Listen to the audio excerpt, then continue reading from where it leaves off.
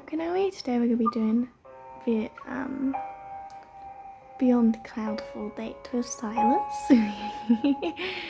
Yay, because I finally got the card. Okay, so let's do it.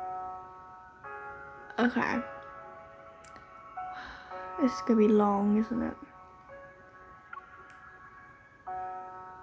We'll do a little bit first, I guess. We won't do it all in one video. Once on the day that I lost everything, I met my dragon. The sorceress has been judged. Greed and evil shall perish so long as His Majesty and the Sacred Judicator protect Sylus for all eternity. The sorceress has been judged. Greed and evil shall perish so long as His Majesty and the Sacred Judicator protect Sylus for all eternity.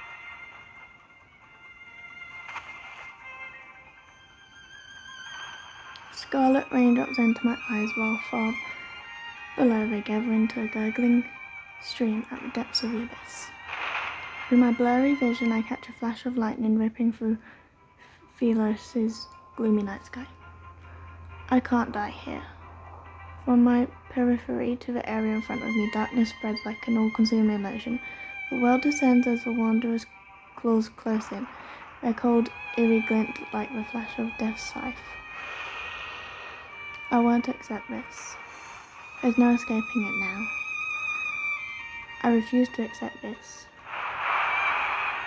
I like your eyes. They are beautiful. In them, I can see your hatred, defiance, and greed for life. Sylus.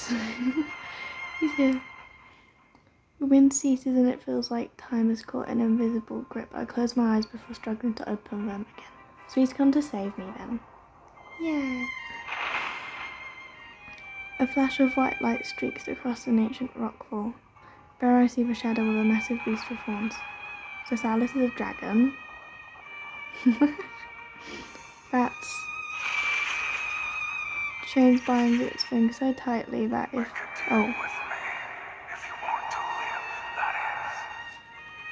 I'll try to scroll up and it just okay. Pull out the sword. The fiend actually exists. You don't have time for questions. In the next instant, the still air starts to move again, and a rancid wind howls as the once frozen wanderers leap towards me. Driven by defiance and fury, I raise my hands and grip the rusted sword. I want to live. Pull. No matter the cost. When I pull out the sword, the rust melts away and transforms into light. It surges into my body, mingling with a strand of black-red mist. Amidst the chaos, wings flap and stir up a whirlwind of sand and gravel. I'm thrown onto the jagged rocks, my vision grown hazier by the second. All I can see in the darkness is a single dark red gem like eye.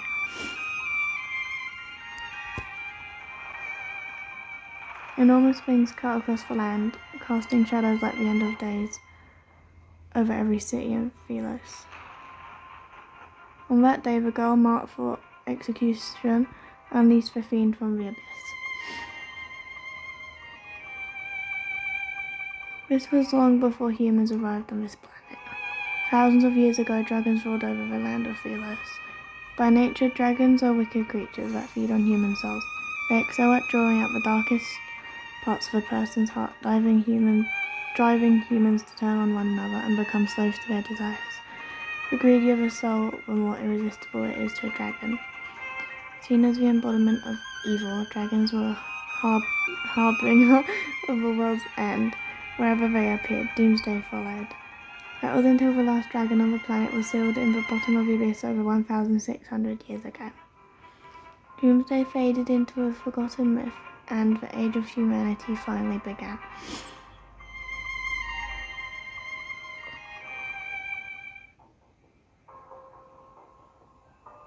I feel as though my chest is being ripped open. An overwhelming weight presses down on my body. I'm immobilized.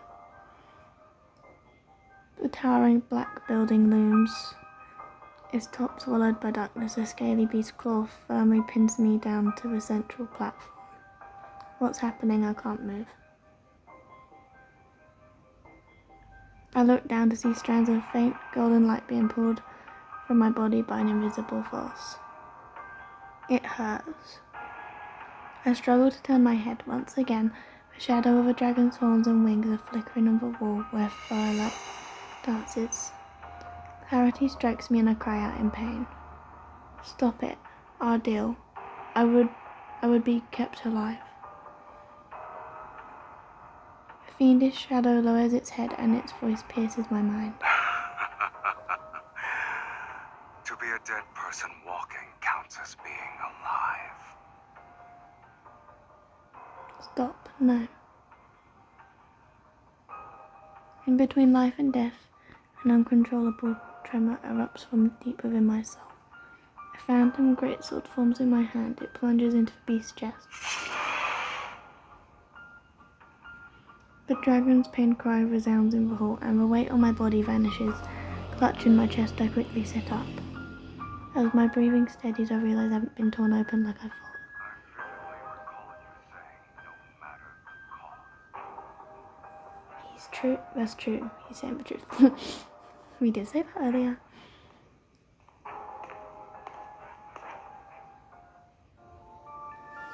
Look at him.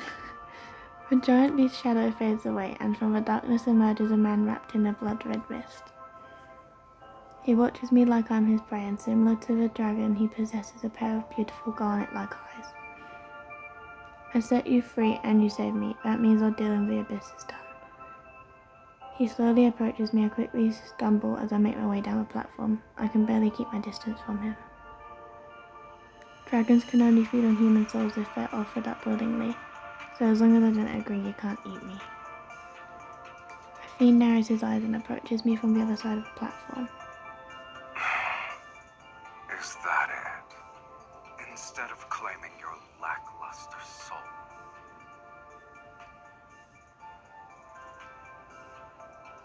You need to return what doesn't belong to you.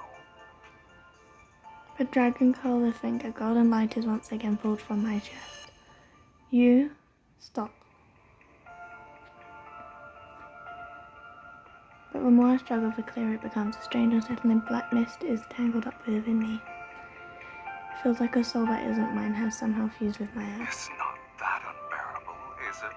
Having your soul torn apart and all. The dragon suddenly yanks me across the platform. Its blood-red right eye just inches from my face.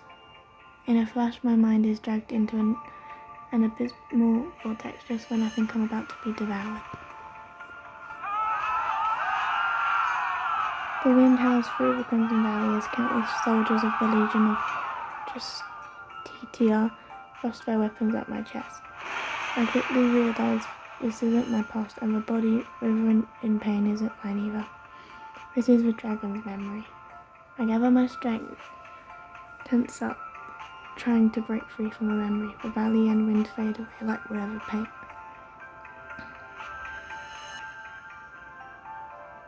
Traces of light swiftly flow back into my chest. It even pulls a fiend to me. He covers his right eye with his hand and leans over the platform. Your power. What is its source? My power. That's a question even I can't answer. Before I can think further, a claw-like hand grabs my chin and pulls me closer. Look at me. What if I don't want to? Cold sweat blurs my vision as his grip around my neck tightens. I can't help but meet his gaze. A familiar voice resounds in my mind. It's unmistakably mine, yet the tone is strangely foreign. His eye. I want that eye. It's mine. It belongs to me. It's getting stronger. The scent of desire. Tell me your desire, and offer your soul to me. Then I shall promise to give you a painless death. Unless you wish to become a minion of a dragon's nest. I grip my hand so tight it nearly draws blood. But how could anyone sell their soul to the fiend? I don't want anything. You fool. His fingers brush over my lip a bit earlier. There's a tingling sensation, and his right eye gleams with a faint blood-red light. I can't breathe.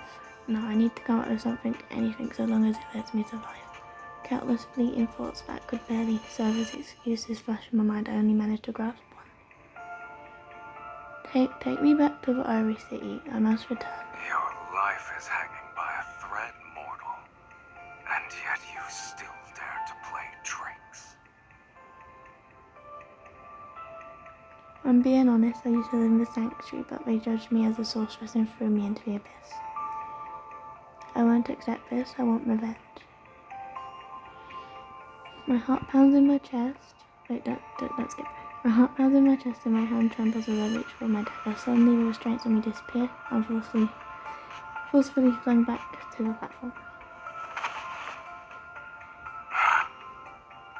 The darkness skims along the smooth surface of the platform, retreating into his palm. As it does, my wounds close up, leaving no scar behind. It's almost unreal. Lead the way.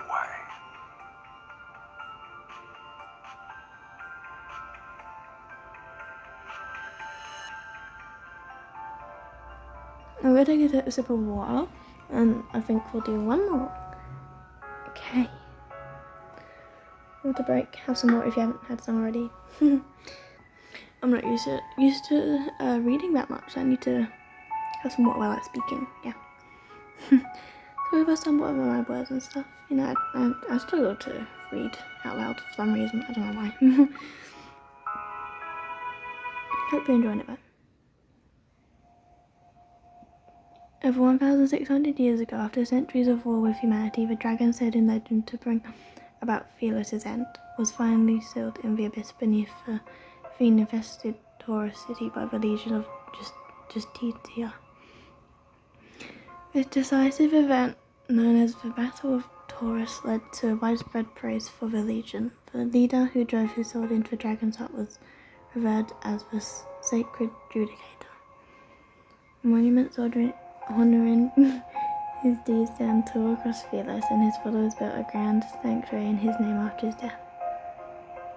Every year the sanctuary takes in some of the city's orphans in the name of the sacred judicator. It is a place held in even higher regard than the royal palace.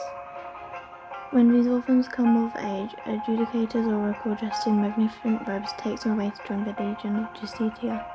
However, the judicator's oracle who came to take me threw me into the abyss in front of everyone. A pure white sanctuary stands in solemn grandeur, I think that's right, and the pristine marble floor gleams. The intricate wall carvings are well maintained, appearing new. They look just like this when I was taken away. The followers gathered here scatter the moments they see the sorceress who was supposed to be dead. As for the guards, they fall apart like dominoes with just a flick of a finger. Growing up in a cage like this, no wonder your soul is so dull. It's time.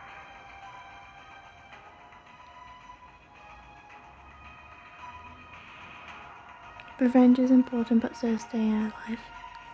The news of the fiend's appearance in the sanctuary must be spreading like wildfire in the city. Once the Legion of Justitia arrives to deal with him, I can slip away in the chaos.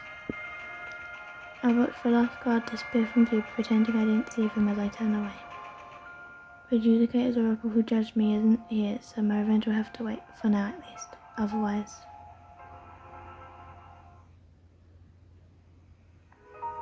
However, the dragon shows no interest in my plan for revenge. He stands in a beam of sunlight deep within the sanctuary.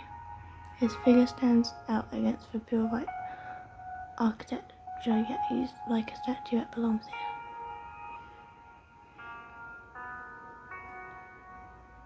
Taken aback, I quickly shake my head and move to his side. Okay. is that? Following the dragon's gaze, I see the mirror on the sanctuary ceiling. At its center is a godlike figure in a bright red cloak wielding a long sword as he executes an evil dragon in a corner of a fiend-slaying god. The godlike man represents the sacred judicator and the evil dragon getting a sword for its chest in the corner. That's probably you. I can't figure out why he keeps staring at it. Forget the insult. The dragon is drawn without any semblance of beauty. The dragon lowers his eyes, casting a calm, scrutinizing glance over my face. Of course, it's just for artistic. You're much more handsome and imposing in real life. He looks at the text beneath the mirror. It's been 1,677 years since I was sealed away. You can read that. You can't? It's written in an ancient language that's been lost to time. Nobody can read it anymore. What does it say? The fiend looks at the ceiling again. The fiend is the very essence of malice and greed, skilled at twisting human desires. He drives mortals to turn against each other, leading them to their own demise. Given time, the world will be swallowed by chaos and descend into ruination. The fiend's arrival marks the onset of doomsday. During the Battle of Taurus, the sacred judicator with a will of iron stood firm against the corruption of evil. In a war so fierce, he emerged as the sole honorable survivor. He sealed away the fiend, the very harbinger of doomsday, deep within the planet's chasm. With the curse of doomsday lifted, hope was restored to Sylus. I had the fiend, which is you, has a destined arch nemesis. This individual must be the sacred judicator, correct? What a lofty title. Yeah, the story sounds pretty fake to me too. Sunlight spills through the sanctuary's entrance. The silence is so intense that it's unsettling. The Legion of Justitia still hasn't arrived. If there's no one to hold him back, I can't escape. I try to think of other ways to stall, so I quickly shift the conversation. Ah yes, this is the resting place of your arch nemesis. The sacred judicator of the mirror might be long dead, but his ashes are kept here. There's even a statue of him in the inner hall. I sit on the armrest of a bench. Feigning excitement, I rest my chin in my hand and look at the fiend. So what's your pick for revenge? Smash it to bits, douse it in ink, cover it with curses, or scatter his ashes onto the streets? He falls silent again. I look over and see his countenance veiled in a soft light. It's difficult to discern the emotions hidden underneath. This man trapped you in the abyss for over 1,000 years while he was worshipped as a hero basking in glory. Are you referring to that glory built upon ignorant faith? Do you expect me to envy such foolishness? But just use the arrow forged from golden ore and crackling with electricity cuts through the air right as I speak. Finally, next to me the fiend raises his hand and makes a pinching motion. The flying arrow immediately disintegrates into particles. How boring. Right before the next attack, the sanctuary is engulfed in a dazzling light that blinds everyone present with its radiance. Now, behind the silver light blades charge straight for the fiend, accompanied by the sound of hurried footsteps. I step back and look for an opportunity to run outside. How impudent. I hear the crisp snap of his fingers behind me. A sharp pain suddenly surges from deep within my chest as if my soul has been taken. I can't move. My limbs stiffen and move uncontrollably, forcing me to turn around. I gasp as I take in the sight before me.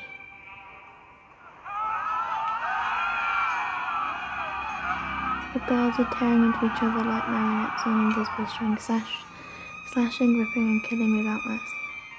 Blood spatters across the engraved walls, the candelabras are toppled amidst the chaos, setting the drapes ablaze. The stained glass windows, once vibrant, now cast an ominous red glow, reflecting a twisted vision of purgatory. Haunting wails and screams echo through the sanctuary. The fiend watches as the place descends into a blood-soaked inferno. He's Goss. Even after all these years, mortals are still foolish to the last.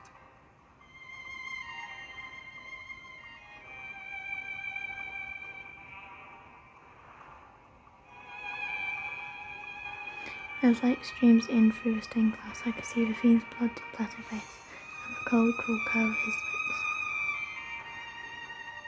Come.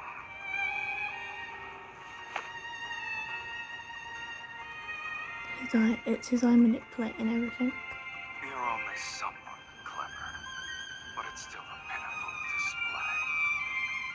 If you're planning to kill with a borrowed knife, you'd better make sure the blade is sharp enough. Familiar excruciating pain tears through my flesh once more, and the faint golden light mixed with black mist is once again pulled from my body. His eye.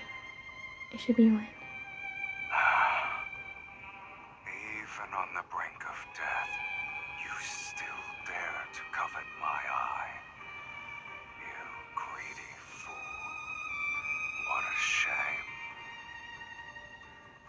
Wait, you can kill me whenever you like. If you spare me, I can help you achieve more, and I bite my lip hard, force myself to stay calm and steady as I speak to him. I want to live and I want your eye. It's like how you want my soul. Is there a problem with that? It's just too bad that I'm not as strong as you.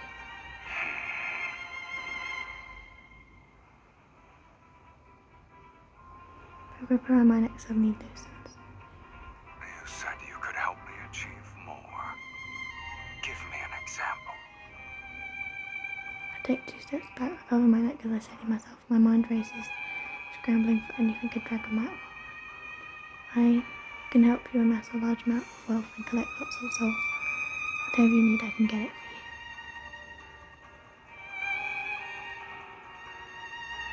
for you. In the next moment, my body is lifted off the ground as he soars into the sky.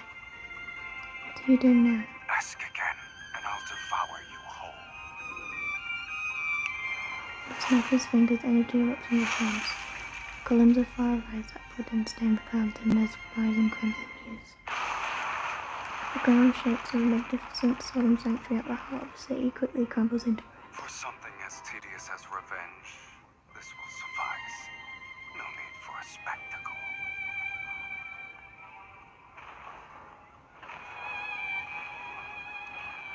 The wind sweeps up the screams and shouts of terror. The fiend draws me and flaps his wings as he flies off into the blazing sunset.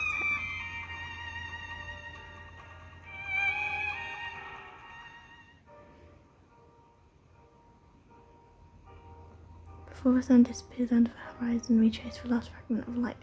We find ourselves in a layer perched atop a cliff.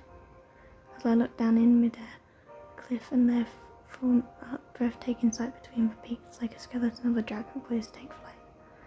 He lands on the other side where the lighting is noticeably better and there are no blood-soaked stone platforms. Is this your home? Have you ever met a fiend with a home? After the dragon puts me down, although it feels more like I was dropped, he drags his tail along a stone staircase to the upper level of the cave. Seeing that he isn't trying to restrain me, okay, that was quick. Pebbles roll off the cliff, but I can't hear them fall. I stop just in time to stare at the sheer cliffside. Outside, my heart sinks into the depths of despair.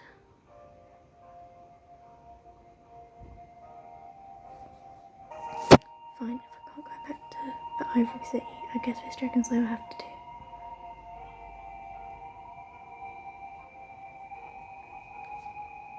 Light illuminates the cave every so often. I feel like a faint glow up the stone steps and catch up to the figure ahead of me. I suppose you won't be eating my soul for now. Assuming that was still the case, why would I even bring you back here? stay put. Of course, I don't believe this dragon spared me just because I can help him make money. But I don't know what he has planned for me. I'll walk up to him and continue our conversation. If I'm going to live here, my living quarters should at least be decent. Your cave is too basic. What do you think? Following the spirals down the staircase to the top of the cave, I feel as if I stepped into a world that never sees the light. The dragon stops walking, his tail curls around my waist and lifts me to the final step. With a cold, lowered gaze, he stares at me. Choose.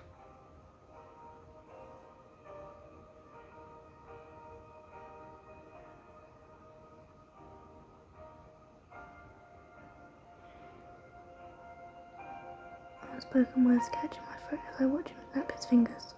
He releases an energy orb that floats into the cave's depths. One by one, red flames ignite as far as I can see. My surroundings are illuminated by the shimmering light before me. Is an endless array of treasures and luxurious garments. You are not interested? You'd really give these to me? Why not? You're also mine now.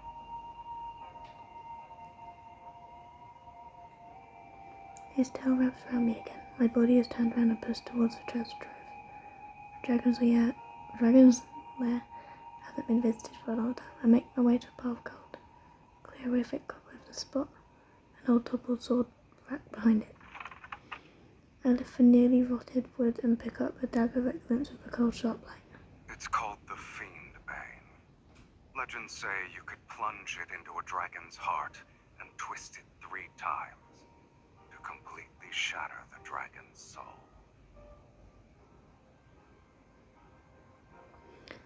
I set the dagger down and notice an open box to my right. Inside is a blade that looks like a hidden weapon. The Golden Crow's Feather of Eternity, designed specifically for gouging out a dragon's eyes. You humans seem to think the longer the name, the more formidable the weapon. But this little thing isn't even good for trimming my nails. I turn and look around the vast treasure trove. I never expected your collection would be all weapons. Do dragons have hobbies too? Your kind brought them here willingly. I imagine they weren't particularly polite about it. Indeed. It's a shame those who brought them to me are all dead. And I'm still alive. So the sword that sealed you away, was it really given to you by the sacred judicator of the mural? He was just lucky to get his hands on it, and fortunate enough to drive it into my chest. But only its true master can wield its power. And that sword is inside me now. Does that mean I'm its true master? I clench my fist, maybe my timing is off. The phantom of the great sword doesn't appear as I'd hoped. Rounding a fixed stone pillar, I find myself staring not at weapons but at a seemingly endless hoard of treasures. Fine clothes, paintings, musical instruments. Shocked, I can only stare until I realise I just swallowed my saliva. If you want something, just reach out and take it. In the flickering firelight, shadows entwine on the dimly lit wall. Just like this. Let your greed and desire burn a little brighter. His tail glides up my cuff, smiling. The fiend leans in to whisper into my ear. This is how you'll become worthy enough to be my meal. Holding a gem, my hand clenches in fear. I turn my head as his tail suddenly tightens around me. He laughs, watching me struggle in his grasp.